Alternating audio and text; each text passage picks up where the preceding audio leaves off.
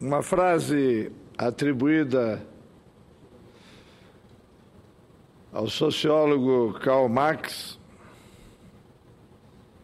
é a de que quando a história se repete, é uma tragédia. E quando volta a repetir-se, é uma comédia.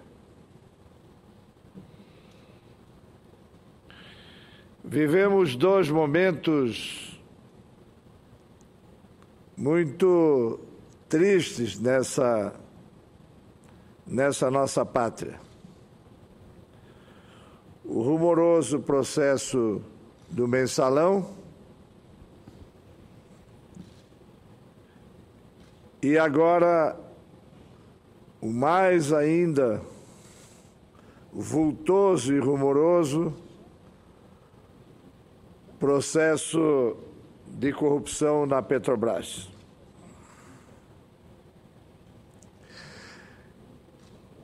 Em março do primeiro ano desta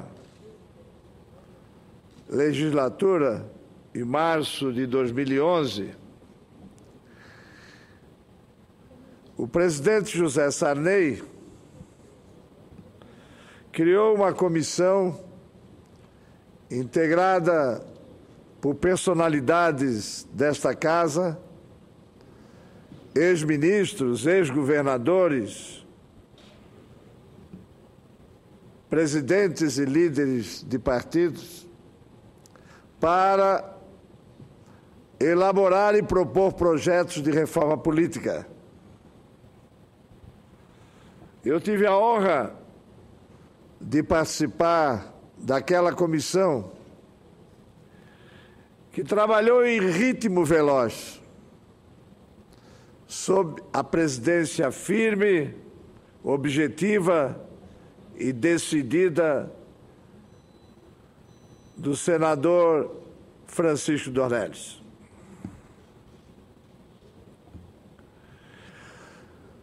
Os resultados daquela comissão consubstanciaram-se em projetos de emenda constitucional ou projetos de lei complementar ou projetos de lei. Um deles, o projeto de lei do Senado, número 268, protocolado em 18 de maio de 2001,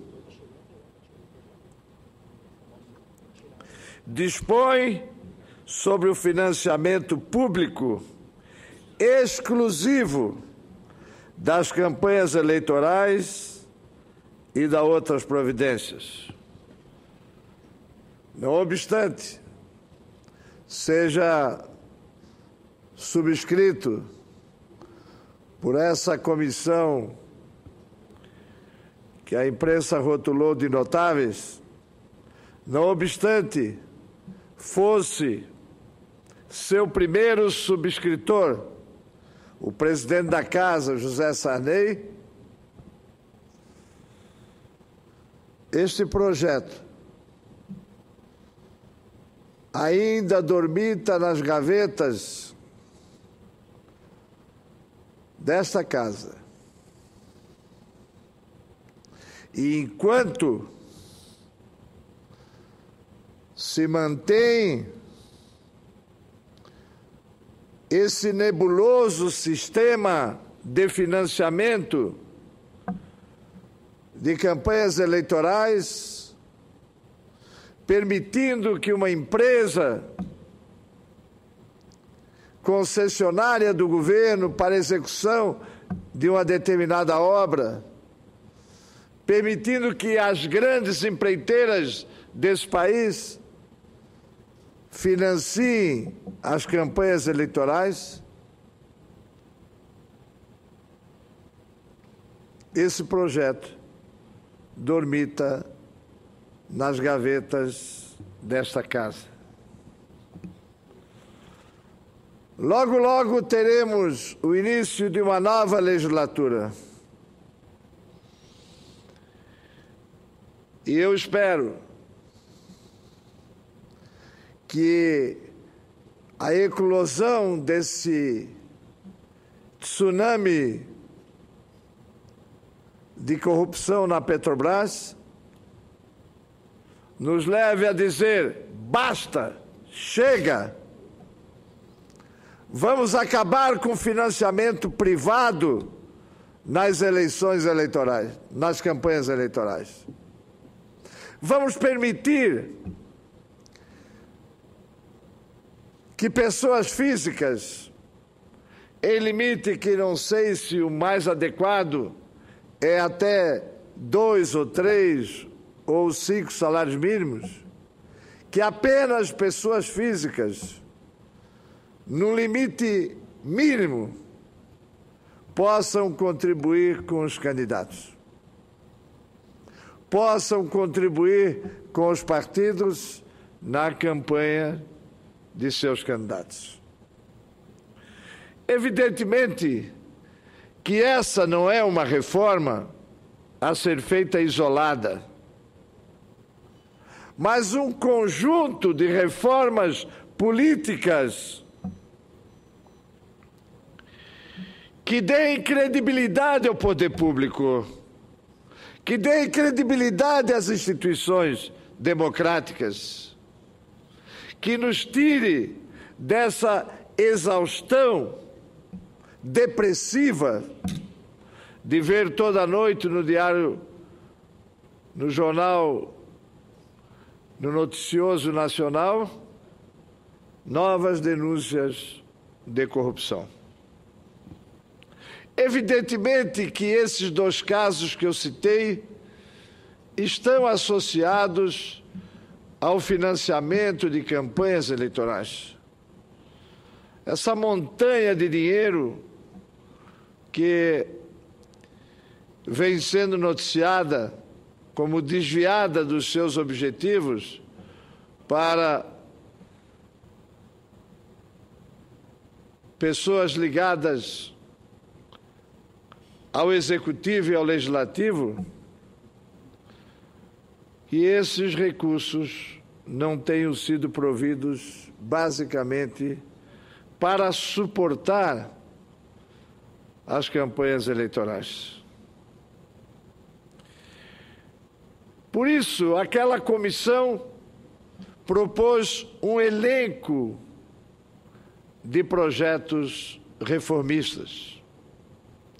Eu fui relator de um projeto de lei que já foi aprovado no Senado, mas está na Câmara dos Deputados, estabelecendo que os senadores só possam ter um suplente e que esse suplente não possa ser parente até o 3º grau do titular do mandato. Estabelecendo que o suplente substitui, mas não sucede o titular. Em caso de vacância, terá que ser submetido a uma eleição no pleito subsequente. Mas isso não basta.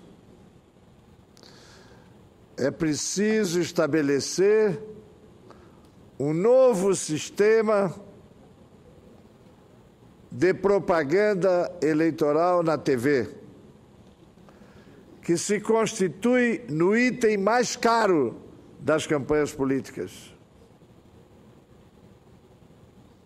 Voltarmos ao sistema inicial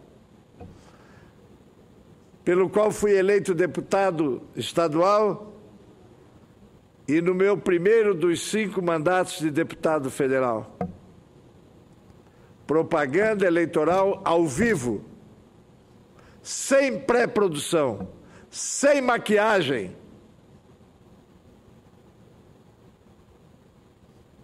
Em que a presença do candidato revele as suas ideias, os seus programas, aquilo que ele realmente pense, não aquilo que o marqueteiro mandou ele dizer.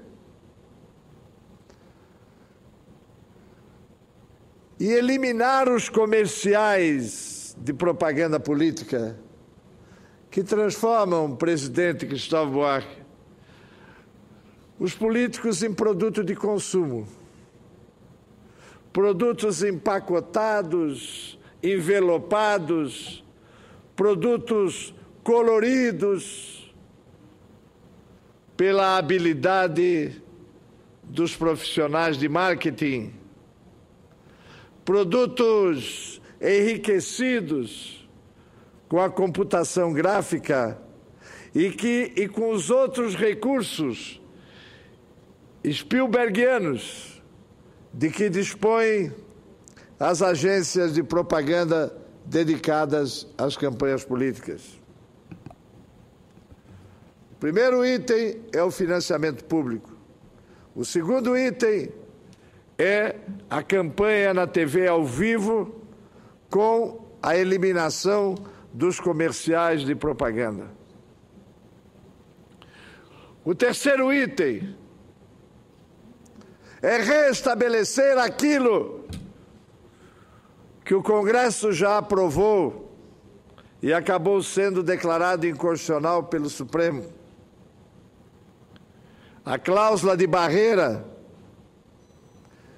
que faça esse Congresso se exprimir pelas verdadeiras ondas programáticas do povo brasileiro e que eu acredito que não necessite mais do que 5 ou 6 partidos, ou que se readmita os 11 que havia antes de 64 e que foram eliminados pelo regime autoritário. Reduzir o número de partidos. Acabar com os partidos de aluguel que existem apenas para negociar segundos de tempo de televisão. Estabelecer, nesse objetivo, a proibição de coligações nas eleições proporcionais. Dar tempo ao país para ele pensar-se e repensar-se. Dar tempo aos governos para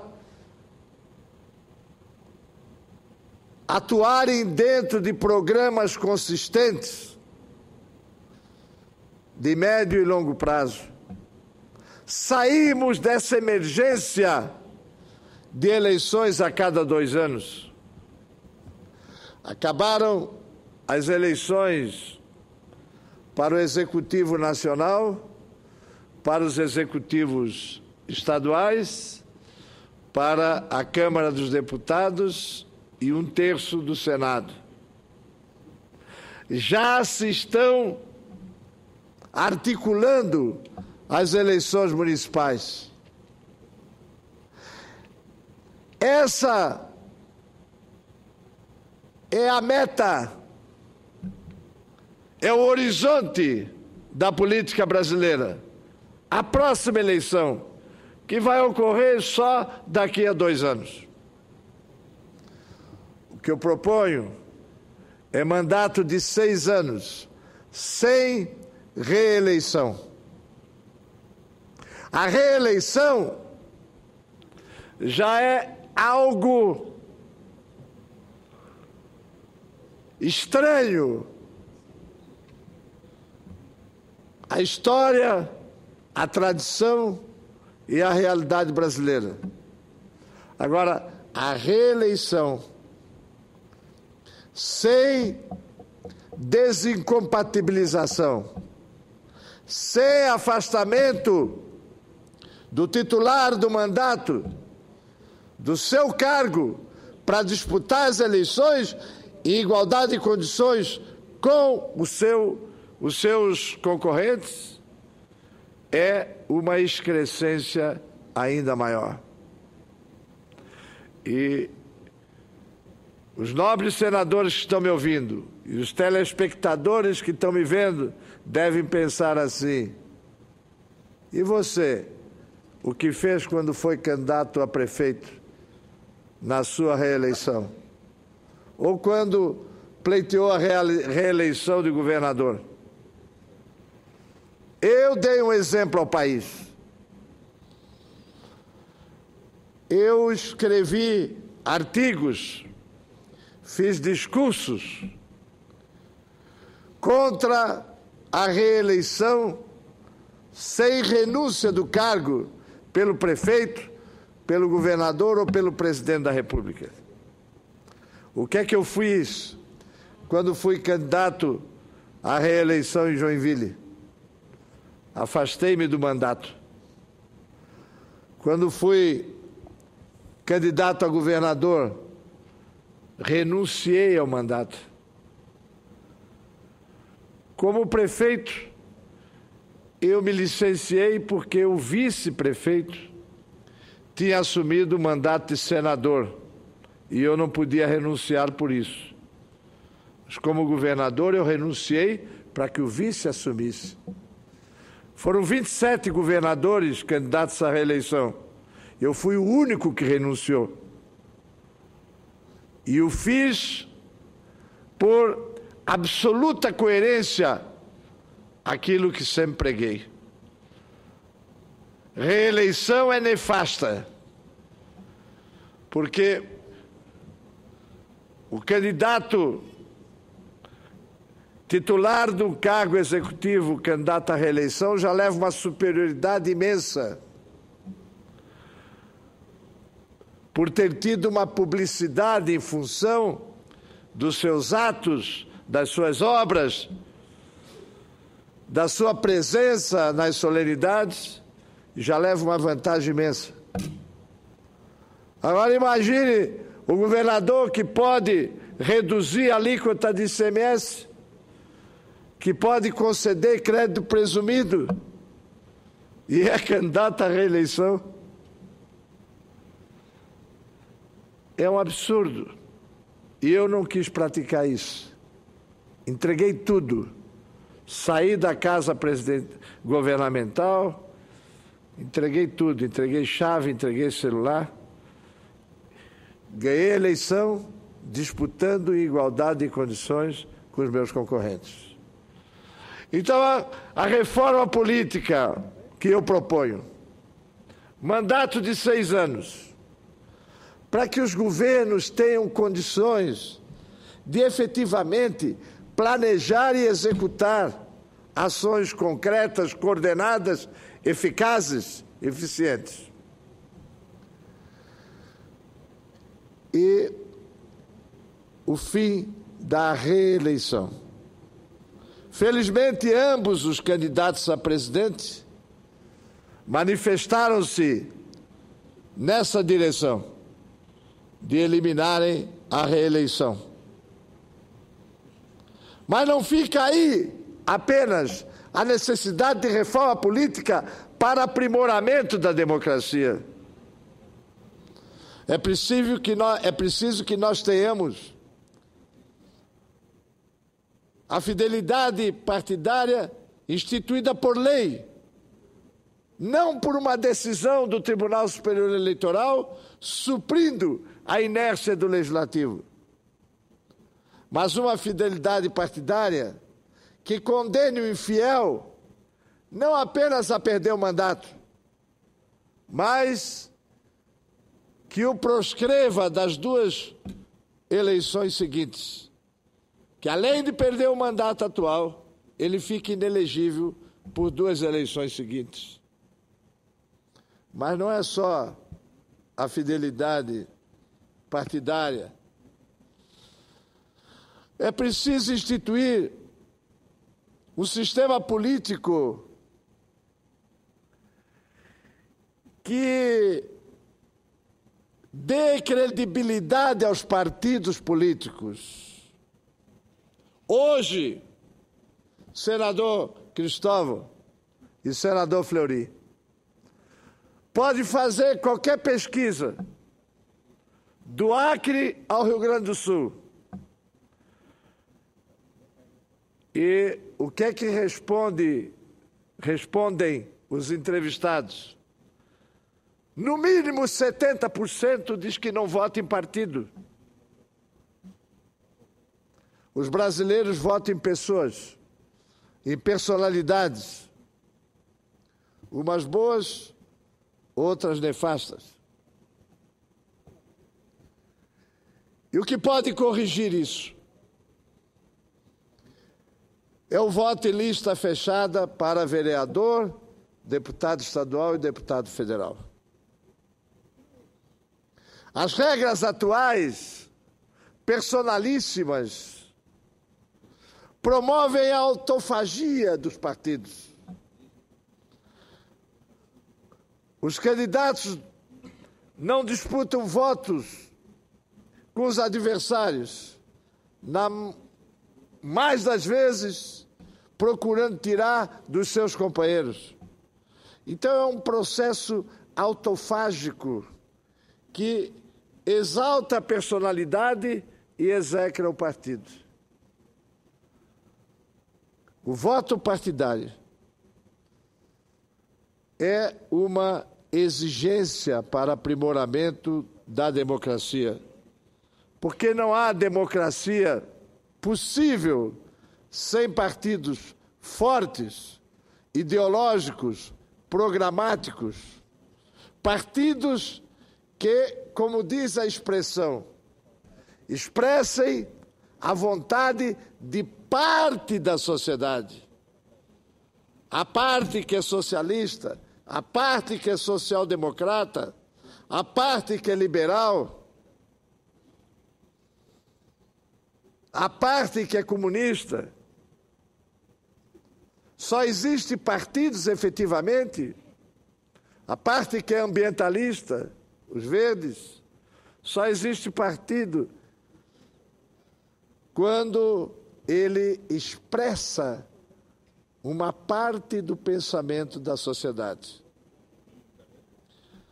A próxima legislatura vai inaugurar-se sob a algarávia de 28 partidos. Sem construir uma torre, nós construímos uma Babel partidária. Partidos falando as línguas mais diversas.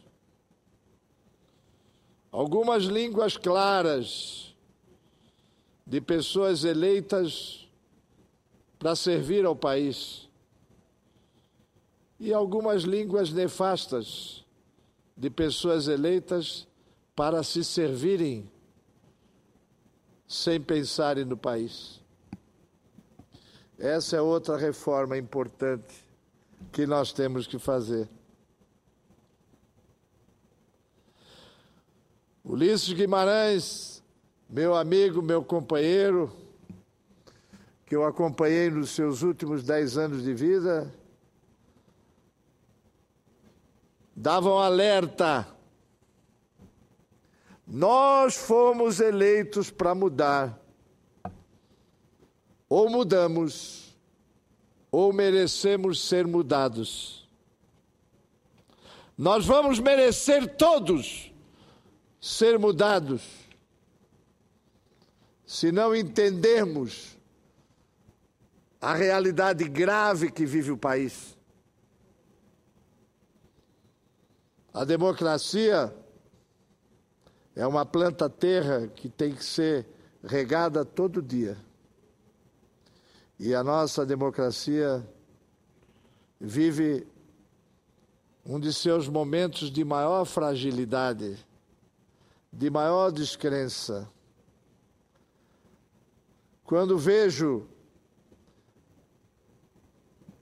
cenas como aquela do Rio de Janeiro,